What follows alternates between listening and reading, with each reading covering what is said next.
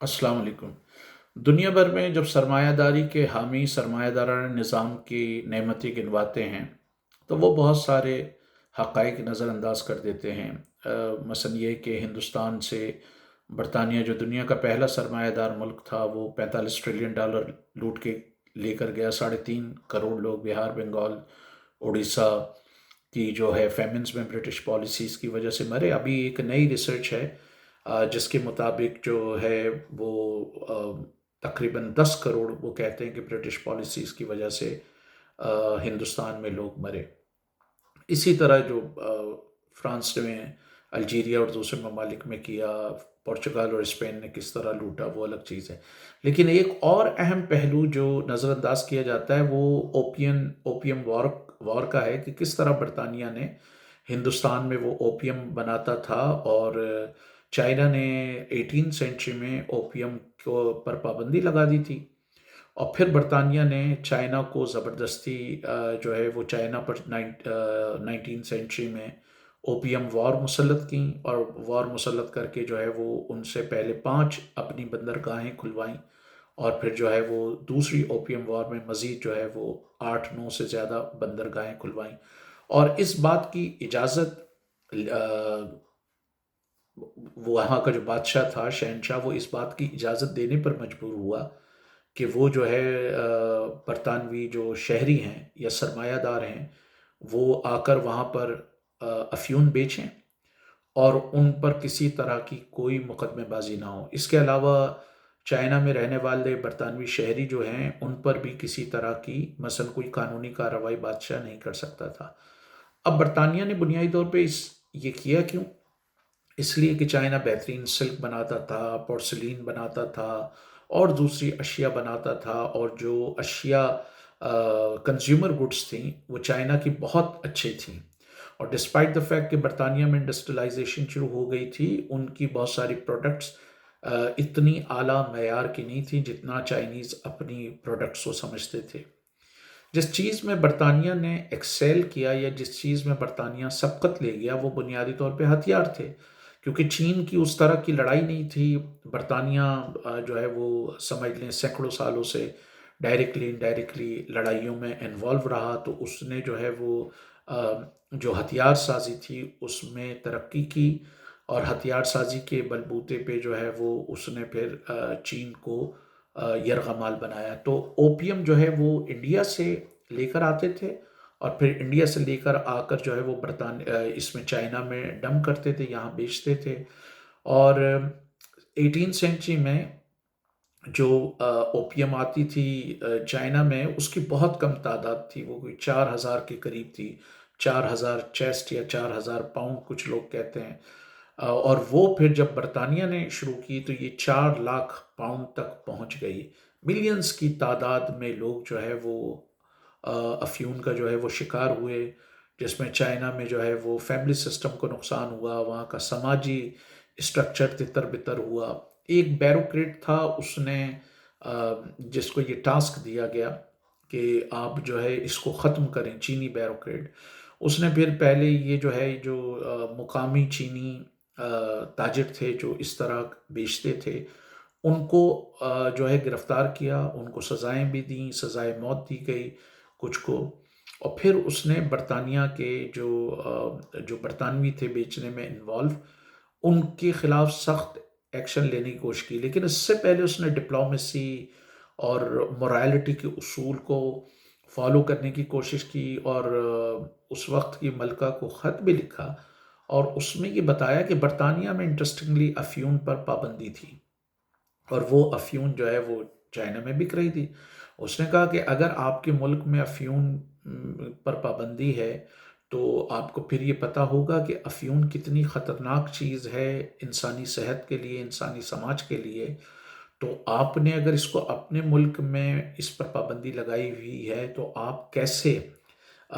اس کو جو ہے وہ اجازت دے سکتے ہیں کہ چین میں اس کو بیچا جائے جہاں پر بڑے پیمانے پہ لوگ مر رہے ہیں۔ انٹرسٹنگلی ملکہ نے اس خط کا کوئی جواب نہیں دیا، اور جب چین نے سخت اقدامات کرنے کی کوشش کی تو پہلی اوپیم وار مسلط کی گئی، اور اس میں جو برطانوی پارلیمنٹیرینز اور وہاں کے سرمایہ دار تھے انہوں نے یہ شور کیا کہ یہ آزاد تجارت کے خلاف ہے، یہ فری مارکیٹ اکانومی کے خلاف ہے۔ اور جب سیکنڈ اوپیم وار ہوئی تو اس کے بعد برطانیہ نے مزید ایکشن لیے۔ اس میں انہوں نے یہ بہانہ بنایا کہ چائنیز نے کچھ کرسچن مشنری تھے ان کو شاید ٹارگٹ کیا یا مارا، تو اس کا بہانہ بنا کر جو ہے ان کو وہ کیا۔ انٹرسٹنگ بات، ایک اور بات کا جو تذکرہ نہیں کیا جاتا وہ یہ کہ ہندوستان میں، بھارت میں جو ابتدائی طور پہ پارسی گھرانے امیر بنے، اور اب وہ لازم بات ہے کہ ان کے جو بچے ہیں یا ان کے جو اب اولادیں ہیں وہ امیر ہیں۔ بہت سارے مورخین کا دعویٰ ہے کہ وہ بھی اس میں برطانیہ کے کولیبریٹرز تھے، برطانیہ کے کولیبریٹرز تھے، اور برطانیہ انہوں نے بھی اس تجارت میں حصہ لیا۔ تو برطانیہ ٹریڈیشنلی برطانیہ اور یورپ میں چائے بڑی مشہور تھی، تو چائے وہ چائنا سے لیتے تھے جس کے عوض انہیں چاندی کے سکے دینے پڑتے تھے۔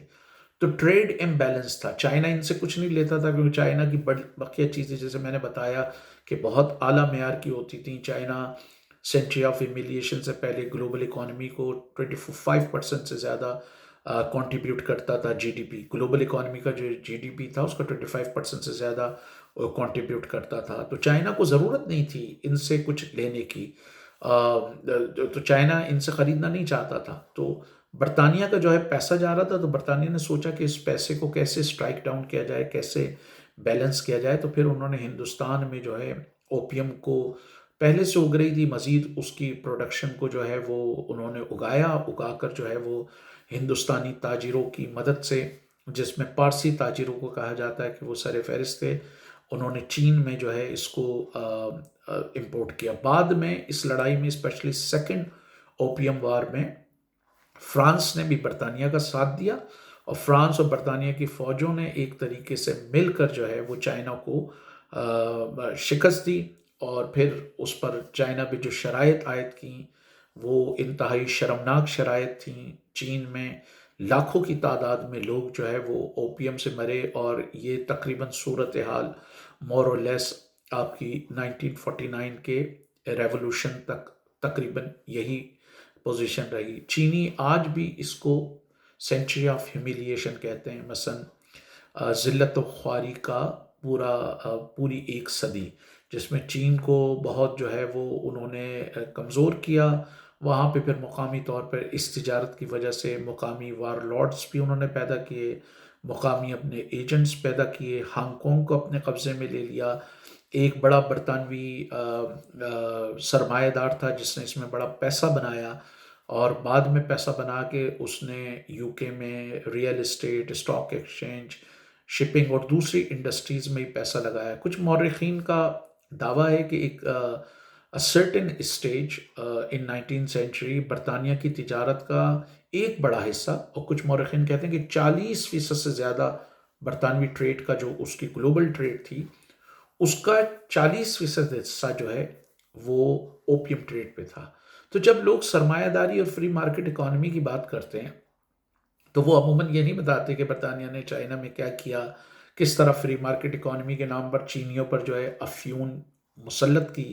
اور اس سے پیسہ بنایا، اور اس پیسے کو پھر اپنی انڈسٹریلائزیشن میں لگایا۔ یہ ایسی ہی بات ہے کہ اگر آپ طالبان کو آج اجازت دے دیں، افغان طالبان کو، کہ وہ یورپ اور امریکہ میں علل اعلان چرس بیچیں، افیون بیچیں، تو تصور کریں کہ 50 سال بعد افغانستان کہاں ہوگا۔ ہو سکتا ہے ممکنہ طور پہ 50 سال بعد افغانستان، جہاں ابھی 2 کروڑ سے زیادہ لوگ جو ہے وہ انتہائی غربت یا غذائی قلت کا شکار ہیں، تو ان کی صورتحال یکسر تبدیل ہو جائے۔ اور اس نے مغربی سرمایہ داری میں اور برطانوی سرمایہ داری کو پنپنے کے لیے بہت اہم موقع فراہم کیا اور بڑی مدد کی۔ تو جب لوگ اوپیم سرمایہ داری کی بات کرتے ہیں تو وہ یہ اوپیم وار یا افیون کے نام پہ لڑی جانے والی جنگوں کا تذکرہ نہیں کرتے۔ پاکستان میں بھی ڈاکٹر اسرار، مولانا مودودی اور دوسرے لوگوں نے سرمایہ داری کی جو تعریف اور توصیف میں زمین و آسمان کی خلابیں ملائی ہیں اور اس کو فطرت کے قریب قرار دیا ہے، وہ بھی اس نقطۂ نظر کو نظر انداز کرتے ہیں کہ کس طرح برطانیہ نے اور کسی حد تک فرانس نے چین پر جو ہے وہ افیون وار یا اوپیم وارز یا افیون کی جنگیں مسلط کیں اور چینی معاشرے کو تباہی و بربادی اور ہلاکتوں سے دوچار کیا. تو لاکھوں چینیوں کی جو ہلاکتیں ہیں وہ اس سرمایہ داری کی تعمیر و ترقی میں اور اس کی چمک دمک میں کہیں پر نظر نہیں آتی، کیونکہ ان کا تذکرہ نہیں کیا جاتا.